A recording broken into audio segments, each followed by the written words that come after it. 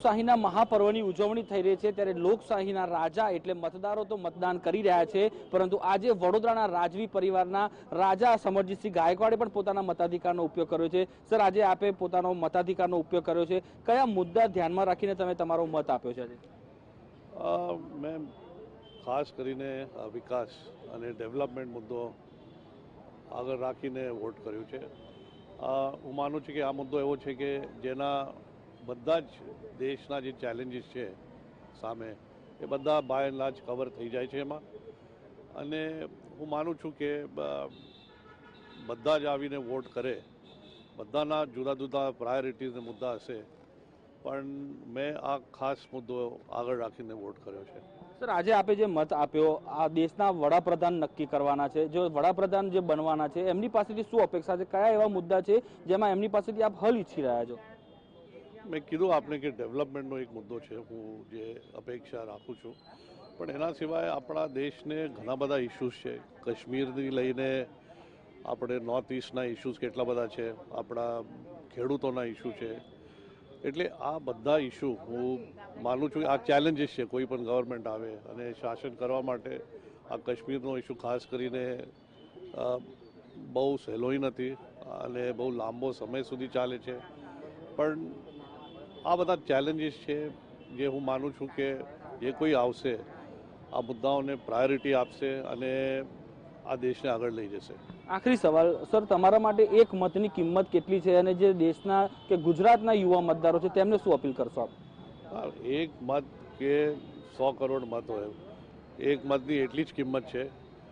એક એક મત થઈને જ આ ગવર્મેન્ટ બને છે, ને હું અપીલ કરું છું બધા યુવાઓને કે આપને આ એક મોકો મળ્યો છે, એને જરૂર ઉપયોગ કરો, સમય કાઢો અને આ તાવમાં પણ બહાર નીકળીને જરૂર આપ વોટ કરો, તો જ આપ આપણા ઇલેક્ટોરલ પ્રોસેસને, આપણા દેશના શાસનને એક આપનું એક પ્રકારનું ઇન્વોલ્વમેન્ટ થશે, એટલે હું માનું છું।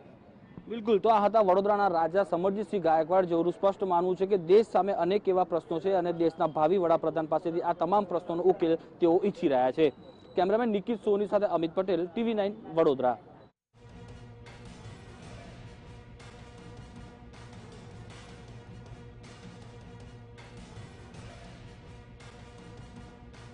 મહાપર્વની અંદર મતદારો પોતાના મતાધિકારનો ઉપયોગ કરી રહ્યા છે, તેમાંથી રાજવી પરિવાર પણ બાકાત નથી। આપણી સાથે વડોદરાના રાજવી પરિવારના સભ્ય છે રાધિકાજી, આપણે વાત કરીએ। મેમ, આજે આપે મતદાન કર્યું છે, કયા મુદ્દાઓને ધ્યાનમાં રાખીને તમે તમારા મતાધિકારનો ઉપયોગ કર્યો છે? मेरे हिसाब से मतदान के मुद्दे डिफेंस सिक्योरिटी हैं, जैसे अभी आप माहौल देख रहे हैं देश का, उस हिसाब से education, health, infrastructure development, employment, ये सब मेरे हिसाब से देश के मुद्दे हैं। मैडम, आप भी यहाँ पे मॉर्निंग में आपने अभी मतदान किया है, कितना इम्पोर्टेंट है और देशवासियों से क्या कहना चाहोगे, खास तौर पे गुजरात के जो मतदार है उनसे क्या कहोगे आप? मुझे लगता है एक एक सदस्यों को बाहर आके वोट करना चाहिए, क्योंकि ये बहुत ही एक एक मत का महत्व है, और जब तक आप ये मतदान नहीं करेंगे, आप अपने देश को का सुधार के लिए आप कंट्रीब्यूट नहीं कर रहे हैं। બિલકુલ, તો આ હતા રાજવી પરિવારના સભ્ય, જેમનું સ્પષ્ટ માનવું છે કે એક એક મતની કિંમત છે અને દરેક મતદારે પોતાના મતાધિકારનો ઉપયોગ કરવો જોઈએ।